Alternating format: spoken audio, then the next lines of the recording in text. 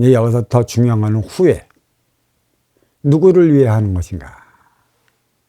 아까도 얘기했지만 후회할 일 왜 하느냐는 것인데 이건 참 무책임한 얘기예요. 인간은 후회할 일 하면서 살아가야 진화 발전을 해야 하기 때문에. 어떤 이들은 그래요.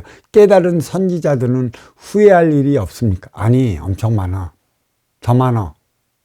무지 많아. 겉으로 내색을 안 할 뿐이지.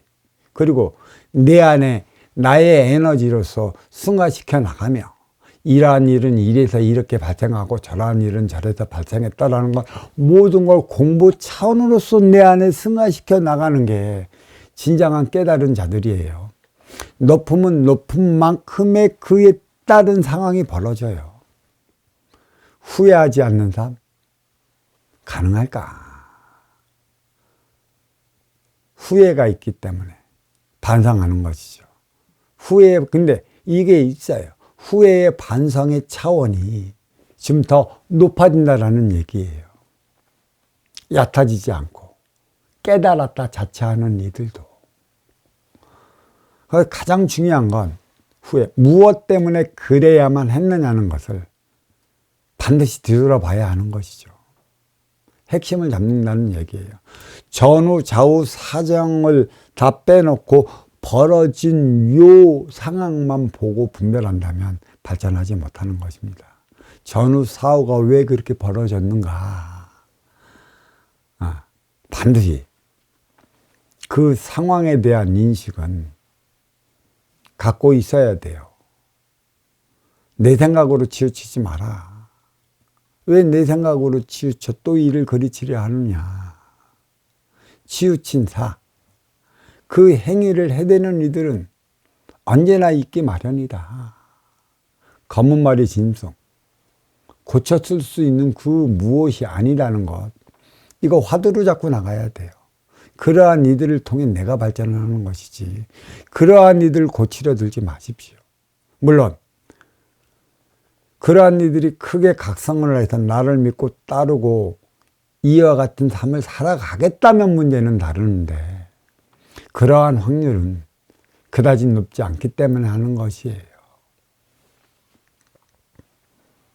이 사회에 악이라는 악의 무리를 잡아들인다고 해서 이 악의 무리가 과연 없어질까요? 내가 아쉬워 찾아온 이들과 그 아쉬움을 주고 받으며 살아가지 못하면 그 악의 무리들은 항상 생성되기 마련인 것이에요. 물론 그들도 누구한테는 좋은 이가 되고 누구한테는 치우친 이가 되겠지만 그러한 사와 정이 어우러져 살아가는 세상이기 때문에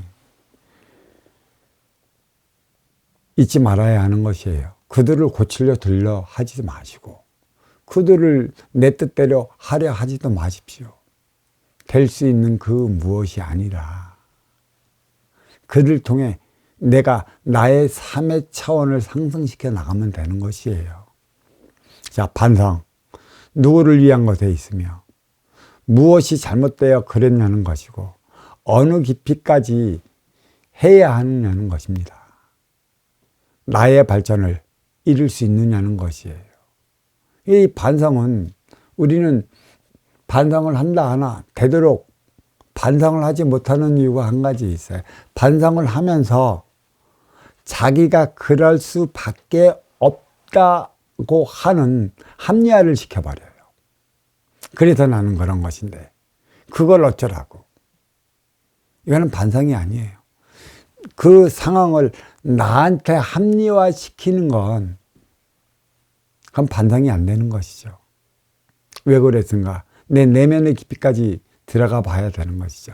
인간은 인육을 쓰고 살아가기 때문에 육생량 앞에 이기적이 될 수밖에 없는 것이고 또 인간은 내 앞에 온 인연한테 약하게 보이면 나는 또 잡혀먹을 수밖에 없는 게 인간 사회라. 똑같습니다. 그래, 인기의 모습이 보이지 않는 천기의 원소 인기의 모습이 인육에서 드러나는데 인육에서 어디에서 드러나요? 관상에서 드러나요. 관상 연기자들은 다 속일 수 있겠지만 딱 속이지 못하는 게 한 가지 있어요. 눈동자예요.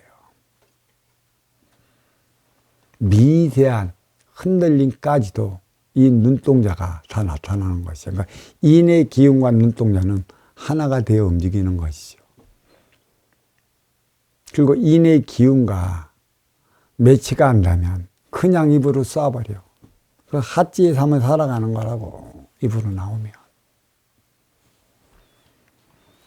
가장 중요한 건 용서는 누가 해야 하는 것이고 누굴 위한 것에 있느냐는 것인데 모두 내 발전을 위한 것에 있다라고 할 수 있어요. 그래서 후회와 반성과 용서는 하는 자나 받는 자나 둘 다에게 주어진 공부이고 진화와 발전을 위해 주어진 표적이라. 무엇보다 용서는 깊이와 넓이가 다르더라도 쌍방이 함께 해야 하는데 절대 그럴 수 없다라는 얘기죠. 그래, 내가 너를 용서해서 사과할게, 사과 받아줄게. 이 말은 영적 차원이라 인기가 받아들여요. 그래서 어떤 이들은 사과 받는데 목숨을 거는 이가 있다는 얘기죠. 그 너에 보이는 인육을 통해 사과를 받아들이라 하는 게 아니라 너를 움직이고 있는 보이지 않는 인기에게 받는 게 사과라는 것이죠. 그 사과도 어떤 이들은 너무 많이 하면 건성으로 해야. 그러니까 깊이가 없이 수박 겉핥기식으로 사과하는 이들이 많아요. 이들은 달고 달았어요. 그건 사과의 차원이 아닙니다. 현실의 순간을 묘면하기 위해 그 행위를 하는 것이기 때문에 그런 이들이 사과를 했다면 그건 사과가 아니라는 것. 사과는 내 안에서 진심으로 우러나야 하는 것이고 그게 용서의 개념으로 같이 주고받는 것이다. 이 깊이는 나름의 지성인이라고 한다면 서로 사과하고 사과받고 용서의 차원이 달리 나타나는데 이거는 특수한 상황인 것이고 우리가 살아가는 데 있어 사과의 깊이는 내 사과하게 미안하마 하는 것 어떨 적에는 안이 꺾고 더러워서 하는 것 있는 것이고 어떨 적에는 진짜 요 순간을 묘면하기 위해 하는 것이고 진정으로 사과하는 자는 나의 발전을 이룰 수 있는 자예요. 가장 중요한 건 검은 머리 진둥 고쳤을 수 없는 또 고쳤을 수 있는 그 무엇이 아니라는 것. 이들은 후회와 반성이 뭔지 모르고 살아가는 이들을 가리키는 거예요. 이들이 있어야 우리가 발전하는 것이죠. 이들의 행위를 통해 우리가 커나가는 것입니다. 이들이 없다면 내가 무엇으로 커나가겠어요? 도량에서 공부하는 공부자들도 맨 마찬가지예요.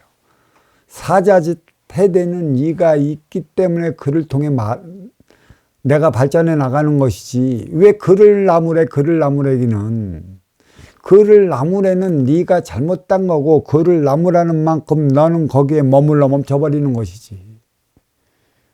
항상 하는 소리가 있지 않습니까? 선남 선녀가 사는 곳에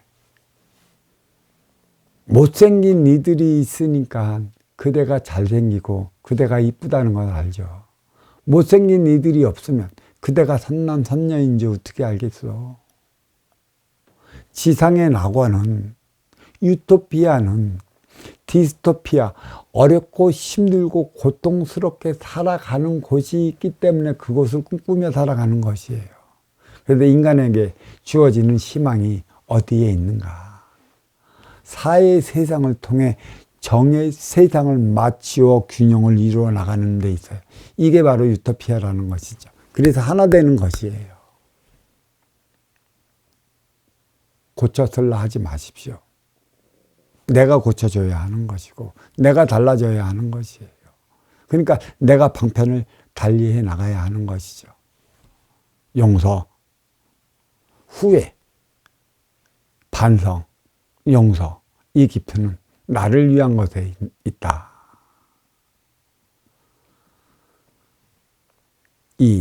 어떤 이들은 그래요. 그 검은 머리 진동 고쳤을 수 있는 그 무엇이 아닌 그런 이들을 왜 대자연은 생성시켰냐. 조화와 균형을 맞춰나가기 위한 구도. 그래도 그게 태극이라 하지 않습니까? 그로 인해 상대성이 일어나는 것이고 그를 통해 내가 발전하는 것이죠. 그래, 후회와 반성 그리고 용서에 대한 본문 여기에 마치도록 하겠습니다. 감사합니다.